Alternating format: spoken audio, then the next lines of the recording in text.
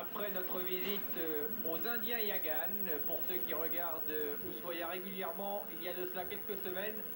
cette fois-ci, nous rendons visite aux Indiens d'Amérique du Nord, quelques 20 000 km plus au nord que les Indiens Yaghan qui, eux, habitaient en terre de feu. Nous sommes avec les Amérindiens, les Indiens montagnais, et maintenant nous sommes au cœur du territoire des Indiens Cris, accompagnés d'ailleurs et guidés par un vieux chef indien Cri, Jimmy, qui est juste devant nous. Bonsoir à toutes et à tous, Ushuaïa, le magazine de l'extrême, pour 15 jours, donc au cœur du territoire du Québec, et ce, pour la reconnaissance d'un périple dont vous avez peut-être déjà entendu parler,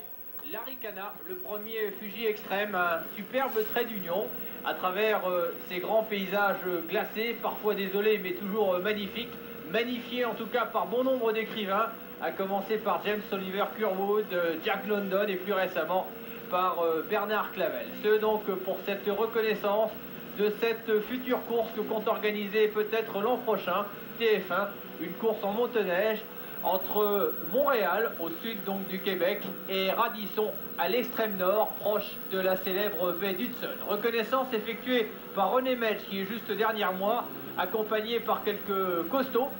au bon sens du terme, qui depuis maintenant 15 jours ont commencé cette reconnaissance. Ils ont déjà accompli 1500 km, il nous en reste 1500 supplémentaires. Pas facile, vous verrez, ici la nature est aussi belle, mais c'est vrai qu'elle a tendance à se refuser et il faut beaucoup dépenser d'huile de coude pour pouvoir traverser ces étonnants paysages. Voilà, donc deux Ushuaïa et d'autres programmes sur TF1 aux couleurs canadiennes pour conjuguer, comme c'est le cas dans ce pays de pionniers, le rêve et l'aventure. Voilà pour l'essentiel du menu. Alors on va commencer d'ailleurs encore par un sujet où nous retrouverons deux Canadiens qui, eux, ont accompli un véritable exploit. Deux jeunes Canadiens qui ont décidé d'assurer à leur manière la pérennité de l'une des plus belles sagas humaines, celle du passage du Nord-Ouest. Pour ceux qui connaissent un tout petit peu la conquête des pôles et notamment la conquête du pôle Nord, le passage du Nord-Ouest fut sans doute ce qui anima en priorité les marins et les explorateurs, non seulement du début du siècle, mais du siècle dernier et bien avant, puisque les commerçants et les marins cherchaient une voie d'accès plus facile et surtout